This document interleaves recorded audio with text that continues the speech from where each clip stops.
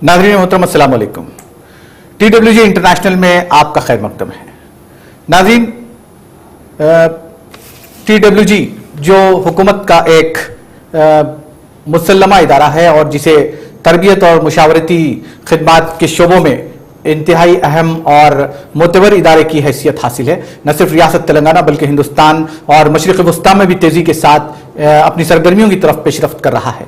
1997 में कायम करदा इस इदारे में मुख्तलिफ शोबों में खासतौर पर बढ़ती हुई मांग को पूरा करने के लिए इस इदारे का क़याम अमल में लाया गया। इस बावकार इदारे के चीफ एग्जीक्यूटिव ऑफिसर जनाब शेख अब्दुल रहमान साहब हमारे साथ स्टूडियो में मौजूद हैं, जो जर्मनी के साइमंस नोकिया साइमंस नेटवर्क में अहम खिदमात अंजाम दे चुके हैं और 65 ममालिक का दौरा करने का भी आपको एजाज हासिल है और इस फील्ड में एक माहिर की हैसियत से आप जाने जाते हैं। इंतहाई सरगर्मी के साथ आप इस मैदान में जुड़े हुए हैं। आइए हम इस्तकबाल करते हैं जनाब रहमान साहब का। रहमान साहब अस्सलाम वालेकुम।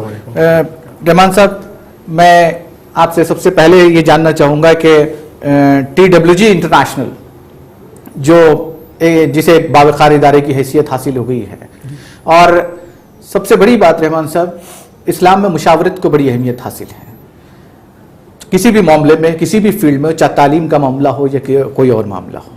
TWG इंटरनेशनल जो खिदमात अंजाम दे रहा है वो लायक तहसीन है, उसके लिए हम आपको मुबारकबाद पेश करते हैं। रहमान साहब, आज के इस दौर में हमारे पास इंजीनियरिंग, MBA और मुख्तलिफ शोबों में भी काफ़ी हमारे लोग आगे आए। तलबा 10वीं इंटर के बाद उनमें ये सलाहियत मौजूद नहीं रहती कि आगे उन्हें क्या करना चाहिए, किस शोबे के लिए वो कदम बढ़ाना चाहिए। उन्हें न ही उन्हें सरपरस्तों की तरफ से रहनुमाई की जाती है और न ही टीचर्स की तरफ से या उनके जो और लेक्चरर्स वगैरह होते हैं या फिर अपने दोस्त अहबाब की महफिल में जब वो बैठते हैं तो जाहिर बात है बहुत कम ऐसा होता है जहां माँ बाप, असातिज़ा और दोस्त अहबाब की महफिल उन्हें आगे बढ़ने का मौका फराहम करती है, उनकी रहनुमाई होती है।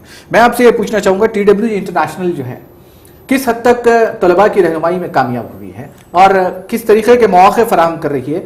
और नाज़रीन, मैं आपको बता दूं, TWG इंटरनेशनल एक ऐसा इदारा है जो न सिर्फ किसी एक शोबे तक वाबस्ता है और न ही एक शोबे तक महदूद है, बल्कि किसी भी शोबे में आपकी रहनुमाई के लिए TWG इंटरनेशनल हर वक्त, हमेशा, हर दम हाजिर है। शेख अब्दुल रहमान साहब इस सिलसिले में पूरी जुस्तजू के साथ आपके साथ हैं और हमारे स्क्रीन पर नंबर्स आ रहे हैं, आप इस नंबर पर कॉल करके हमारे इस प्रोग्राम में शामिल हो सकते हैं। शेख अब्दुल रहमान साहब से अपनी फील्ड से मुताल्लिक या और कोई शोबे से मुताल्लिक आप सवालात करना चाहते हैं या आप ऐसे मखमसे में हैं कि आपको अब इसके बाद क्या करना चाहिए, क्या कदम उठाना चाहिए, आप इस ताल्लुक से पेचीदा हैं, बिल्कुल कुछ नहीं जानते हैं, तो शेख अब्दुल रहमान साहब जो हमारे इंतहाई माहिरीन में शुमार किए जाते हैं, आप उनसे सवाल कर सकते हैं, हमारे स्टूडियो में मौजूद हैं। जी रहमान साहब।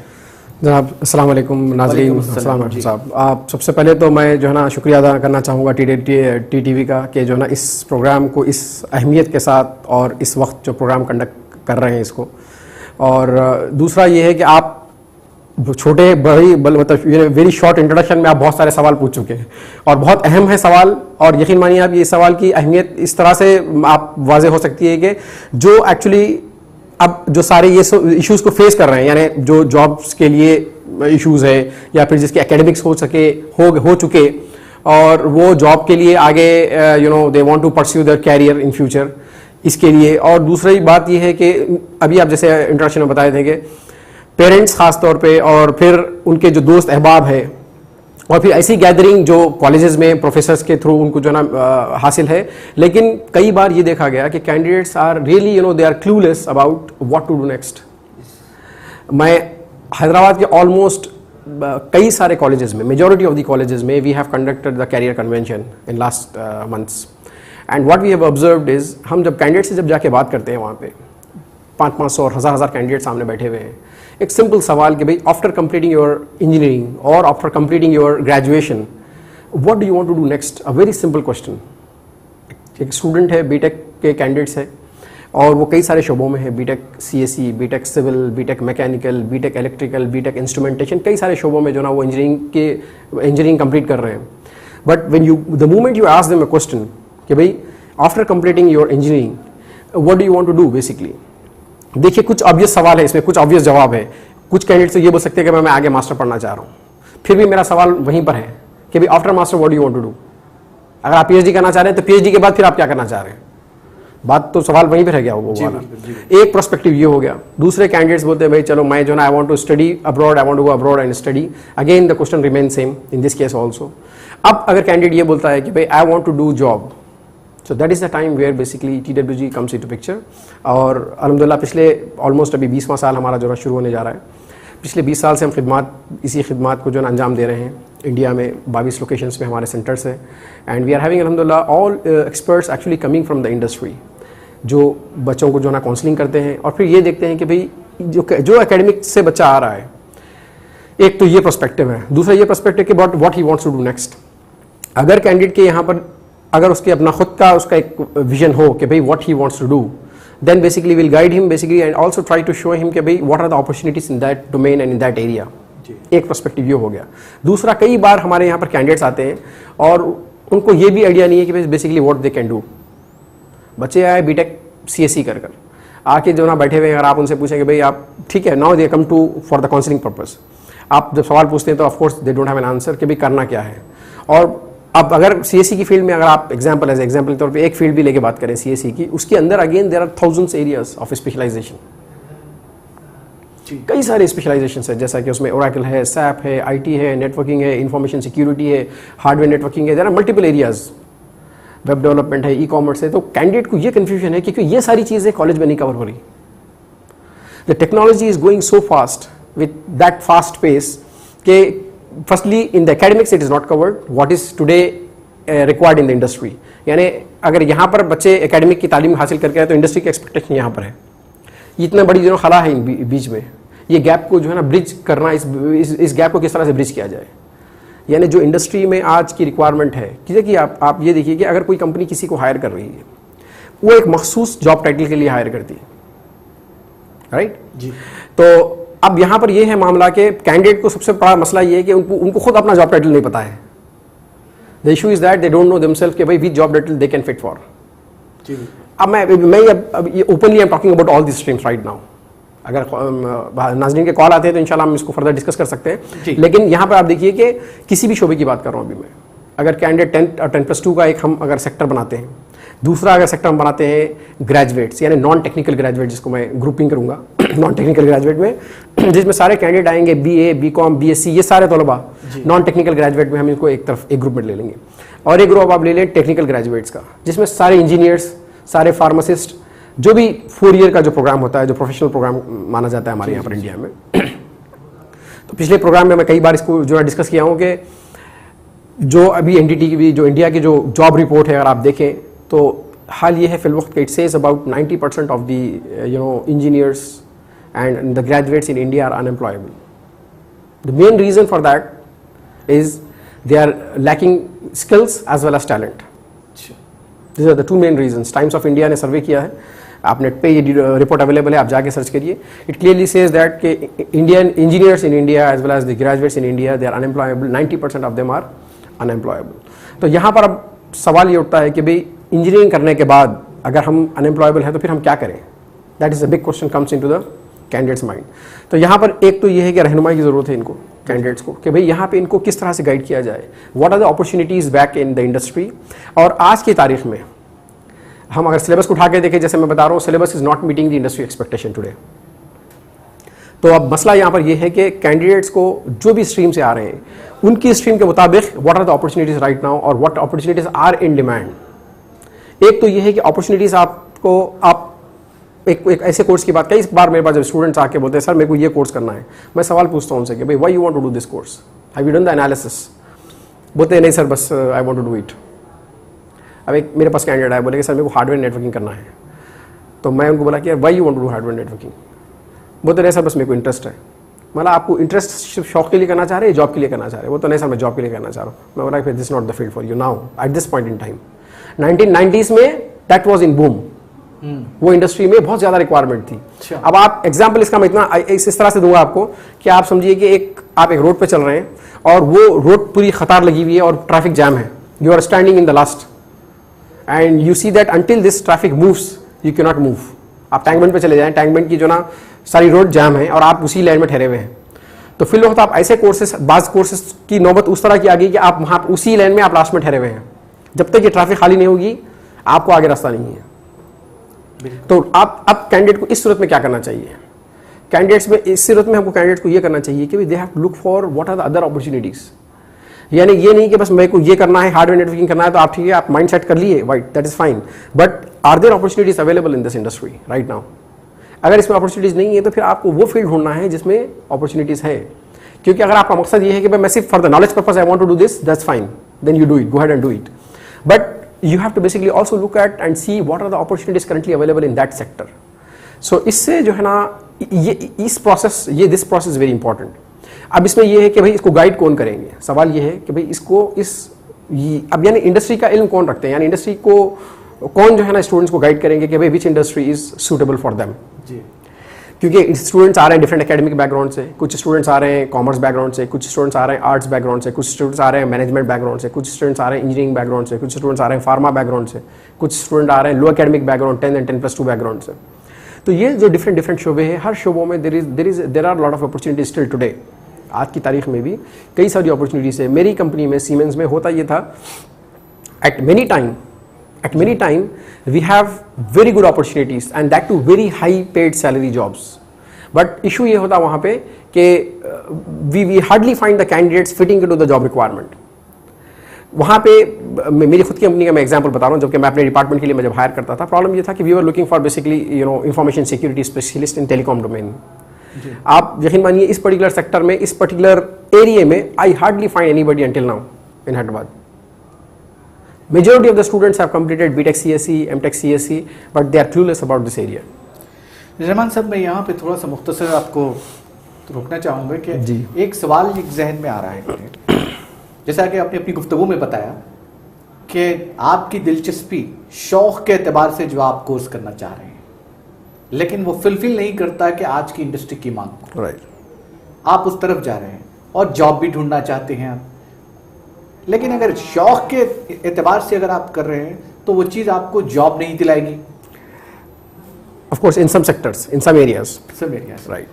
और एक चीज़ मुझे याद आ रही है कि कुछ दिनों पहले और उससे पहले भी हमारे बास चीफ मिनिस्टर्स ने और हालिया अरसे में हमारे वज़ीर तालीम ने भी इस तरफ तवज्जो दिलाई कि बच्चे को जिस फील्ड में आगे बढ़ना चाह रहा है, माँ बाप उस पर अपनी मर्जी मुसल्लत करते हैं।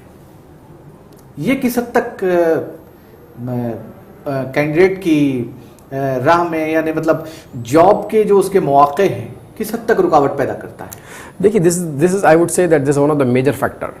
आप देखिए, एक है आप कि भाई पेरेंट्स कुछ करवाना चाह रहे हैं कैंडिडेट को, और ये मामला कई बार मेरे सामने ये मामला आया कि मैं जब कैंडिडेट से पूछ रहा हूँ कि भाई you have completed BTech CSE, what is the reason why you have chosen this field? बोलते हैं कि सर वो मेरे को बोले कि घर में करने के लिए। Why you have not basically talk to your parents and उनसे बात करेंगे भाई मेरी जो है ना सलाहियत जो है या फिर मेरा जो इंटरेस्ट है वो इस एरिया में है। देखिए, आप अगर किसी शख्स का किसी पर्टिकुलर एरिया में इंटरेस्ट है, अगर आप उसको उस फील्ड पे डालेंगे तो वो ज़्यादा आगे जाएगा और ज़्यादा परफॉर्म कर पाएगा, भले इसके कि आप उसको वहाँ से निकाल के उसको ऐसी जगह पर डाल रहे हैं जहाँ पे he is not good in that दो सब्जेक्ट्स। बाद स्टूडेंट्स है जिसको साइंस के सब्जेक्ट पसंद नहीं है, बाद स्टूडेंट्स है जिसको कॉमर्स के सब्जेक्ट पसंद नहीं है। तो मैं तो यहाँ पे मैं बल्कि आपको इस पर्टिकुलर पॉइंट पे तो मैं ये बोलना चाहूँगा कि सबसे पहली बात कैंडिडेट्स को जो है ना आप असेस करें। अगर पेरेंट्स भी उनको एडवाइस कर रहे हैं तो basically do the good assessment of them कि भाई वेयर दे आर गुड, क्योंकि पेरेंट्स तो उनको शुरू से देखते आ रहे हैं। और जब पेरेंट्स अगर एडवाइस कर रहे हैं तो they are all educated parents. यानी अभी कई बार तो आपको ये मामला होता है कि पेरेंट्स खुद जो है ना एजुकेशन की वो लेवल नहीं होती उनकी, लेकिन बच्चों को वो बहुत आगे बढ़ा देते हैं। इस मामले में पेरेंट्स जो है ना generally they don't give too much advice. इस मामले में तो पेरेंट्स जो है ना उनको ये नहीं बोलेंगे भाई आप बीटेक में जो ना मैकेनिकल ले लो या सिविल ले लो। ये इशू यहाँ पे नहीं होगा, ये इशू वहां पे होगा, उस जगह पर होगा जहां पर parents are also educated and they may want him to basically fit into one of the industry, maybe because the parents are having good experience in that, or probably they are seeing somebody that they are actually having gaining good jobs and experiences in that sector, they may guide them. तो possibility ये है कि parents अगर आपको definitely अगर candidates को advise करते हैं तो मैं इनको ये बोलना चाहूँगा कि भाई look at basically what are their interest, and if parents of course can able to convince them कि भाई this field with the logical explanation कि भाई why this field would be good for them in future, and initiate ignite that interest in the childrens also. Candidates में जब students में वो अगर interest ignite होगा तो then leave them, they will run. Rahman साहब, एक और चीज़ जिसे आपने बताई है कि जब माँ बाप किसी चीज़ को चॉइस कर रहे हैं तो हो सकता है वो माँ बाप तालीमी याफ्ता हों जी, लेकिन ऐसा भी देखा गया है हमारे आजकल के माशरे में, जैसा कि आपने बताया कि आज हम जो पढ़ रहे हैं वो हमारे इंडस्ट्री के जो उसका क्राइटेरिया है उसको फुलफिल नहीं कर पाते हैं। उसकी एक वजह मैं समझता हूँ कि यहाँ पर वालिदैन इस वजह से बच्चे को फील्ड चॉइस कराते हैं कि पड़ोसी का लड़का ऐसा कर रहा है, हमारे रिश्तेदार का लड़का ऐसा कर रहा है, दोस्त अहबाब के कर रहे हो, दोस्त अहबाब के कर रहे हैं, तो ये देखने के बाद माहौल का जो असर है वो मर्जी मुसल्लत करने पे मजबूर कर रहा है उनको। तो इस ताल्लुक से आप क्या कहना चाहेंगे? देखिए, बात फिर सवाल दूसरा घुमा के सवाल उसी तरह से फिर वापस आया। तो मैं यहाँ पर भी यही बोलना चाहूँगा कि देखिए, अभी तो हम यहाँ पे दो कैंडिडेट्स की बात करें। एक वो कैंडिडेट्स है जो ऑलरेडी एडमिशन ले चुके हैं, जिसका अभी कोई यूज नहीं करना है। Now encourage them, since they have already taken admission, encourage them, basically help them, support them so that they can well perform in that domain, in that area. यानी जो अगर मैकेनिकल लेना चाह रहा था वो सिविल में ले लिया फॉर एग्जांपल, अगर कोई सिविल लेना चाह रहा था उसको सीएससी दिलवा दिए। अब ये जो हो चुका, अब उनको जो है ना एनकरेज करें, उनको सपोर्ट करें, उनको बताइए कि भाई why this field is good, ताकि देखिए उनके अंदर इंटरेस्ट पैदा हो। आज आप ये देखिए, हमारे यहाँ पर रिसर्च स्कॉलर्स क्यों नहीं पैदा होते जी हमारी कम्युनिटी में? मैं ये बोलना चाहूँगा कि why we are not having research scholars with us, why we don't have student, और generally I am talking about this, if this percentage is there, it is negligible percentage जी, यानी आप 0.000 में आप परसेंटेज ले जा सकते हैं। जी। जो हाई, या तो बहुत ही हाई स्टडीज, या फिर रिसर्च में, या फिर तालीम के मैदान में बहुत आगे जा चुके हैं। जनरली ये होता है कि कैंडिडेट अगर इंजीनियर बन गया तो as if he has actually achieve the target. तो इसकी वजह ये है कि एक तो first of all may be he is not interested and we have put him into in that path and now he is not performing, क्योंकि आप उसको ज़बरदस्ती पढ़ना पड़ रहा है। क्योंकि कई बार मेरे पास कैंडिडेट्स आते हैं और ये बताते हैं कि सर, मैं जब उनसे पूछता हूँ कि भाई why you have failed in subjects, और maybe why you have not why you have chosen this field, majority of the time the answer is that sir मेरे को बड़े भाई बोले, या फिर मेरे को घर से माँ बाप ने एडवाइस किया, या फिर किसी ने बाहर से एडवाइस किया और मैं ये कर लिया। यानी सबसे पहली बात मैं ये बताना चाह रहा हूँ कि हमारे यहाँ पर एक लेवल ऑफ जो है ना अंडरस्टैंडिंग होना चाहिए कैंडिडेट्स को कि भाई why they should do this. हमारे यहाँ पर सबसे बड़ी प्रॉब्लम ये है कि we never ask question about our self. हम आगे हमेशा सवाल आगे वाले से करते हैं कि भाई वो कैसे होगा, ये कैसे होगा, ये क्यों होगा, वो क्यों होगा। आप बताइए भाई, आप अपने आप सवाल करेंगे भाई if I am taking this, why I am taking this one, why should I take this. The moment you have this question you know the answer what you do. और उसमें ये होगा कैंडिडेट को फिर अपने खुद को पता रहेगा कि उसकी अपनी एबिलिटी क्या है, उससे अच्छा और किसी को नहीं पता होता जी। अगर उसको ये पता है कि भाई I am weak in so and so area, then you know that I am weak in this area, then probably he will choose the area where he can probably perform. बिल्कुल।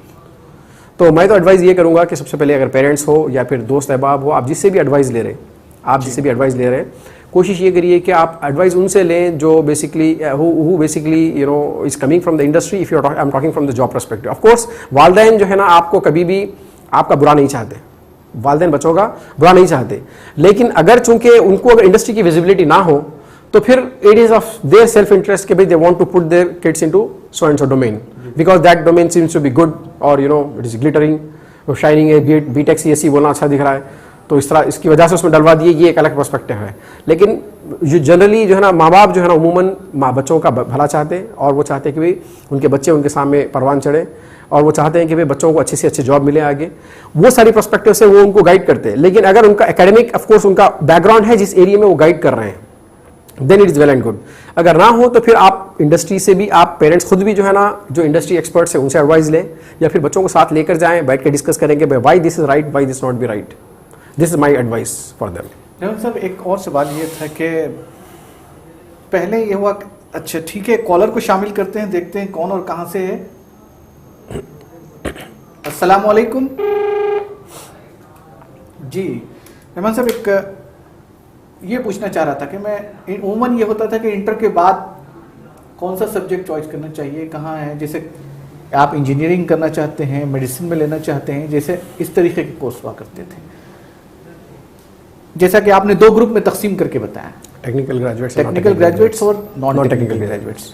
लेकिन नॉन टेक्निकल ग्रेजुएट्स के लिए अब क्या मौके हैं और inter के बाद वो किस तरीके से इस फील्ड में आ सकते हैं? जैसे आपने बताया कि नॉन टेक्निकल ग्रेजुएट्स, तो जैसा कि इंडस्ट्री के जो पैमाना है उसे फुलफिल करने के लिए इंटर के बाद क्या हम कर सकते हैं, क्या करना चाहिए? देखिए, ये बड़ा अहम सवाल है ये भी। इसमें जो है ना बेसिकली सबसे पहले तो मैं ये बताऊंगा कि +2 के बाद एक तो है आपका इंजीनियरिंग या फिर pharma, which is basically considered as a professional graduate, जो 4 साल का कोर्स होता है। इसके अलावा आपको रेगुलर ग्रेजुएशन है जिसमें BA, BCom, BBM, BSc, ये सारे जो ना सब्जेक्ट्स हैं। यहाँ पर अगेन इसमें भी डिफरेंट शोबे हैं।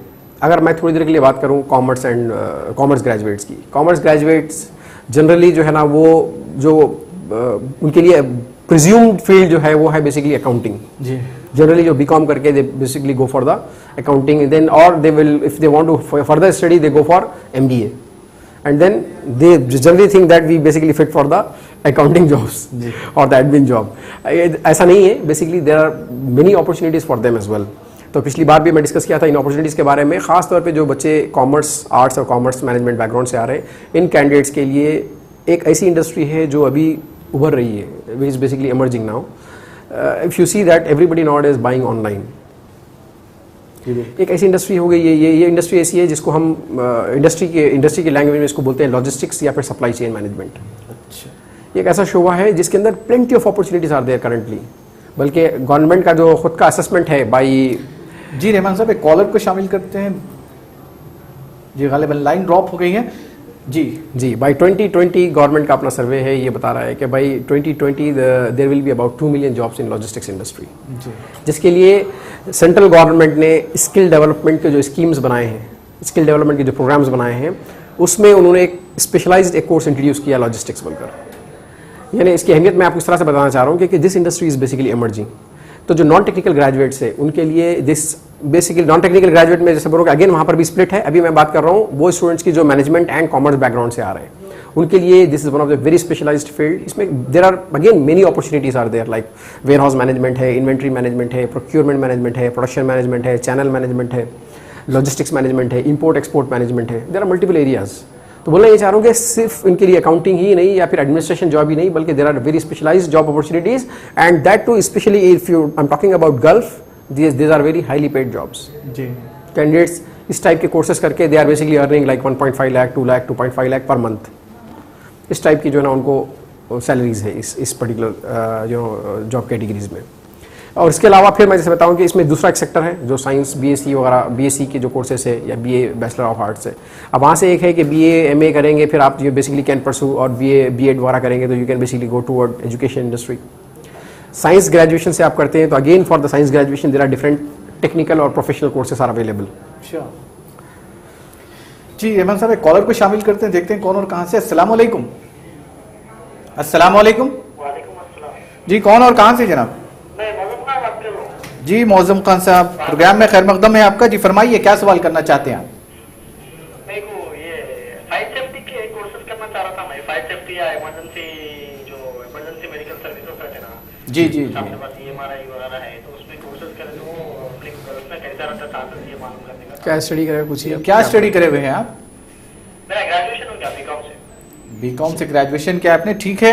हमारे साथ शेख अब्दुल रहमान साहब हैं जो इस किसी भी एकेडमिक शोबे में आपकी रहनुमाई के लिए महारत रखते हैं। मैं आपको इस सिलसिले में रहनुमाई करेंगे। तो बेसिकली सवाल आपका ये है कि आप बीकॉम करे हुए हैं और आप सेफ्टी की इंडस्ट्री के बारे में कुछ जानना चाह रहे हैं, and he is probably looking for the opportunities in gulf. देखिए, सेफ्टी एक ऐसी इंडस्ट्री है, this industry is irrespective of the academic background, क्योंकि आज की तारीख में बीकॉम सेफ्टी या BSc सेफ्टी या BTech सेफ्टी मौजूद नहीं है। तो ये this an independent field and it has basically different sectors, यानी कंस्ट्रक्शन सेफ्टी है, इंडस्ट्रियल सेफ्टी है, ऑयल एंड गैस सेफ्टी है, फायर सेफ्टी है, there are multiple streams courses are there. और इसकी गल्फ में काफ़ी डिमांड है इस कोर्सेज़ की। इसके लिए आपको स्पेशलाइज कोर्सेज करना पड़ेगा जो UK से और US से एक्रीडेटेड कोर्सेज है, क्योंकि ख़ास तौर पे जब गल्फ में एम्प्लॉयज़ आपको हायर करेंगे they will look for your professional certifications. Professional certification में इसमें एक UK की सर्टिफिकेशन है NIBOSH के नाम से। NIBOSH में भी मल्टीपल प्रोग्राम्स है। अगर आपकी इंग्लिश बहुत अच्छी है और आपका financial condition is good, then you can go for NIBOSH IGC, जिसकी प्लेंटी ऑफ जॉब्स आज की तारीख में भी मौजूद है, candidates are not available in NEBOSH IGC। Rahman sahab, इसी शोबे में जी, फायर सर्विस के जिस शोबे की बात की है उन्होंने, जी, इसी शोबे में और एक शोबा शामिल है जिसमें प्लेंटी ऑफ कोर्सेस आपने बता रहे हैं। जी, या फायर एंड सेफ्टी जो है ना एक जनरल टर्म है, जनरल टर्मिनोलॉजी है। इसके अंदर मल्टीपल जो है ना स्ट्रीम्स है, यानी सेफ्टी की जरूरत हर इंडस्ट्री में है। आप इस तरह से ले लें इसको, अच्छा। क्योंकि सेफ्टी की जरूरत हर इंडस्ट्री में है। अच्छा। आप कॉलेज में जाइए, they need safety officers, university में जाइए, सेफ्टी ऑफिसर की जरूरत है, प्रोडक्शन इंडस्ट्री में जाइए, सेफ्टी ऑफिसर की जरूरत है, आप रिलायंस में जाइए, सेफ्टी ऑफिसर की जरूरत है, आप एमिरेट्स एयरलाइंस में जाइए, सेफ्टी ऑफिसर की जरूरत है, आप कंस्ट्रक्शन इंडस्ट्री में जाइए, सेफ्टी ऑफिसर की जरूरत है। तो बोलना ये चाह रहा हूँ मैं आपको, ऑयल एंड गैस में जाइए, सेफ्टी की जरूरत है। तो सेफ्टी की अपॉर्चुनिटी हॉरिजॉन्टल अपॉर्चुनिटी है। A person, qualified person can work in any industry. अच्छा। There are some specialisations also available. जैसे मैं भी बता रहा था कि निबोश के जो कुछ सर्टिफिकेशन है यूके की, वो सर्टिफिकेशन की बहुत वैल्यू है गल्फ में। इसके अलावा नियोश बोल के एक है यूएस के सर्टिफिकेशन, जो ओशा सर्टिफिकेशन करवाता है, वो यूएस के सर्टिफिकेशन कैटेगरी है, वो नियोश करवाता है यूएस से। सिमिलरली आयोश और ओशा इस तरह के कोर्सेस है, प्लस इसके साथ साथ डिप्लोमा कोर्सेज भी है। पर्टिकुलरली मैं चाह रहा हूँ कि मजीद तफसीलात के लिए आप जो नंबर दिया जा रहा है वहाँ पे, उस पर आके कॉल करिए आप, इंशाल्लाह वहाँ पर आके जो है ना डिटेल ले सकते हैं आप फर्दर। रहमान साहब, हमारी हुकूमत के जो कोर्सेस हैं इस सिलसिले में, जैसे तहफ़्फ़ुज़ के, सिक्योरिटी के, वो कोर्सेज करने के बाद अगर हम बाहर के लिए जॉब्स करते हैं तो फिर वहाँ के कोर्सेज भी हमें सीखना होगा, उसकी तरबियत हासिल करनी होगी। जी, असल देखिए यहाँ पर एक है एकेडमिक सेक्टर, एकेडमिक इंडस्ट्री, और दूसरी एक है प्रोफेशनल सर्टिफिकेशन इंडस्ट्री। तो एकेडमिक्स जो है बेसिकली जो candidate BA, BSc, BCom, BTech ये सब करते हैं, हम इनको एकेडमिक कैटेगरी से कंसिडर करते हैं कि भाई एकेडमिक में इन्होंने क्या किया, एकेडमिक में इन्होंने क्या पढ़ा। और उसके बाद ये देखा जा रहा है आज की तारीख में, चूंकि it's a time of specialisation. जी, it's a time of specialisation, and हर चीज़ में बहुत ही माइन्यूट लेवल पर आप जाके जो है ना स्पेशलाइजेशन करके आप उसमें जॉब हासिल कर सकते हैं। जी। इस काम के लिए आपको करना पड़ेगा प्रोफेशनल सर्टिफिकेशन। इंशाल्लाह शायद गालिबन ब्रेक का वक्त है, तो मैं ब्रेक के बाद इंशाल्लाह इसको फिर तफसीलन बताऊंगा कि प्रोफेशनल सर्टिफिकेशन क्या है और इसमें किन किन कैटेगरीज में प्रोफेशनल सर्टिफिकेशन अवेलेबल है, और फिर इन प्रोफेशनल सर्टिफिकेशन की इंपॉर्टेंस क्या है, और फिर ये करने के बाद, और why you should do it, first of all why you should do the professional certifications, what is the importance of it, and why do industry need the certifications. नाज़रीन, शेख अब्दुल रहमान साहब TWG इंटरनेशनल के CEO हमारे साथ इस वक्त studio में मौजूद हैं। नाज़रीन, उनके साथ हमारी गुफ्तगू का सिलसिला जारी रहेगा, लेकिन लेते हैं एक छोटा सा वक्फा, इस यकीन के साथ कि आप कहीं नहीं जाएंगे। बड़ी दिलचस्प मौजू पे हमारी बात हो रही है और शायद हो सकता है ये मौजू आपकी रहनुमाई का बायस बन जाए। हम लेंगे एक छोटा सा वक्फा, वक्फे के बाद दोबारा लौटते हैं।